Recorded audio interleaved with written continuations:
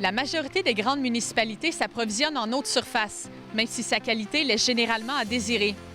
Selon le secteur, elle est cotée entre bonne et très mauvaise. Quant à la qualité de l'eau souterraine, elle varie entre bonne et passable. Des usines de filtration traitent l'eau brute et assurent une qualité adéquate à la consommation. Cependant, plus la qualité de l'eau est mauvaise, plus le traitement nécessaire est dispendieux et complexe. Cette quatrième capsule abordera les enjeux liés aux eaux usées industrielles et résidentielles. La qualité de l'eau de surface est souvent déterminée par l'indice de qualité bactériologique et physico-chimique, soit l'IQBP.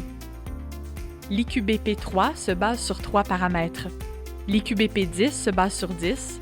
Le plus commun est l'IQBP 6, qui tient compte de la teneur en phosphore, en nitrite et nitrate, en ammoniac, en coliformes fécaux, en chlorophylle A et en matière en suspension dans l'eau. Cet indice donne un aperçu global de la qualité de l'eau, mais ne tient pas compte des substances toxiques ou d'intérêts émergents. Dans le bassin versant de la Yamaska, de l'amont vers l'aval, la qualité passe de bonne à très mauvaise. L'indice des diatomées de l'Est du Canada, soit l'IDEC, intègre la variation temporelle de la qualité de l'eau. Les diatomées sont des algues symétriques microscopiques vivant dans l'eau. En observant leur taux de déformation, leur abondance et leur biodiversité, l'IDEC permet d'évaluer la qualité de l'eau de façon générale. Dans le bassin versant de la Yamaska, l'IDEC appuie les résultats de l'IQBP en présentant le même gradient de dégradation de l'amont vers l'aval. On parle moins souvent de la qualité de l'eau souterraine, et ce, même si elle représente le tiers de l'eau consommée. L'eau de surface percole dans le sol pour atteindre la nappe phréatique, amenant par le fait même les contaminants. Ainsi, les sources de contamination de l'eau souterraine sont généralement les mêmes que l'eau de surface. La plupart des secteurs du bassin versant ont une qualité d'eau souterraine évaluée entre bonne et passable. Plusieurs municipalités avec de fortes densités d'activité anthropique sont situées dans des zones naturellement vulnérables à la contamination de l'eau souterraine. Par exemple, un secteur au nord du bassin versant est considéré non potable en raison de la présence d'eau saumâtre, un héritage laissé par la mer de Champlain il y a 12 000 ans. Les eaux usées domestiques contiennent entre autres de la matière organique, des matières en suspension, des bactéries et des contaminants. La majorité des volumes d'eau usée de nature municipale est traitée par les stations d'épuration. Les exigences concernant le phosphore sont vérifiées de près par le ministère de l'Environnement en raison de la grande sensibilité du bassin versant aux apports en nutriments. La majorité des stations d'épuration réduisent donc leur rejet de phosphore en procédant à la déphosphatation des eaux usées. Lorsque l'eau traitée par les stations d'épuration présente malgré tout une contamination bactériologique, ces stations sont ciblées pour intégrer un système de désinfection. Le processus de mise aux normes est actuellement en cours aux stations concernées. Malgré ces exigences, on note certains problèmes reliés aux stations d'épuration et aux réseaux acheminant les eaux usées. La majorité des réseaux d'égouts du bassin versant sont de type unitaire. Cela signifie que le réseau d'égouts qui achemine les eaux usées résidentielles et industrielles vers les stations d'épuration capte également les eaux de pluie. Le problème est que ces réseaux unitaires ont une limite de capacité. Lorsque cette limite est atteinte, l'eau en excès est redirigée vers des ouvrages de surverse et se retrouve déversée directement dans les cours d'eau sans le moindre traitement. Elles surviennent principalement lors de la fonte des neiges, de pluies intenses ou d'inondations. Des enregistreurs numériques de débordement sont maintenant installés dans certains ouvrages de surverse afin de documenter le nombre d'événements et leur durée.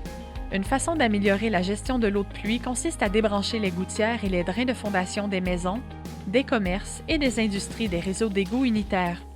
Par ailleurs, les nouvelles normes du ministère exigent maintenant un réseau pluvial séparé pour toutes les nouvelles constructions. Des infrastructures vertes comme des bassins de rétention et des jardins d'eau peuvent également amortir l'apport d'eau pluviale atteignant le réseau d'égouts. Un second problème du réseau d'égouts est la présence de raccordements inversés. Ce mauvais branchement ou défectuosité n'amène pas les eaux usées vers un réseau conduisant à la station d'épuration. L'eau se dirige plutôt vers un réseau pluvial ou directement vers la rivière sans le moindre traitement. Les résidences qui ne sont pas raccordées à un réseau d'égouts sont dotées d'installations individuelles, des fosses septiques. Ces installations sont assujetties à une réglementation provinciale concernant les rejets des résidences isolées, et ce sont les municipalités qui sont responsables de son application. Néanmoins, il subsiste des installations septiques non conformes sur le territoire qui sont susceptibles de dégrader la qualité de l'eau de surface par ruissellement et de l'eau souterraine par percolation. Le bassin versant de la Yamaska compte plus de 750 entreprises manufacturières, incluant celles des secteurs de l'agroalimentaire, de l'électronique, de la chimie et de la transformation du bois, du métal et du plastique. Les grands volumes d'eau usée industrielle se déversent dans les égouts municipaux et représentent une part importante du volume total traité aux stations d'épuration. Quelques municipalités facturent les entreprises sur une base de l'utilisateur-payeur et selon la composition chimique de leurs eaux usées. Les substances toxiques dans les rejets industriels sont un facteur de la dégradation de la qualité des cours d'eau. En effet, les traitements actuels des stations d'épuration ne sont pas conçus pour les éliminer. Déjà, des contaminants chimiques et d'intérêt émergents sont mesurés dans les cours d'eau du bassin versant et très peu d'informations est disponible sur les effets nocifs d'exposition et d'accumulation dans les organismes vivants. Depuis quelques années, les municipalités sont encouragées à mettre à jour leurs règlements relatifs aux rejets dans les réseaux d'égouts. Cela leur donnerait un meilleur contrôle de la présence de certaines substances arrivant à la station d'épuration. Par exemple, une eau trop chargée en contaminants devra subir un pré-traitement par l'entreprise avant d'être acheminée dans le réseau d'égouts. Certaines entreprises possèdent déjà un tel pré-traitement. Cependant, les produits utilisés pour ce pré-traitement sont parfois eux-mêmes problématiques pour les stations d'épuration. Les activités industrielles du passé ont encore aujourd'hui des impacts sur la qualité de l'eau. Les eaux de lixivière ruisselant des lieux d'enfouissement sanitaire et des dépôts de matériaux secs peuvent être d'une grande toxicité.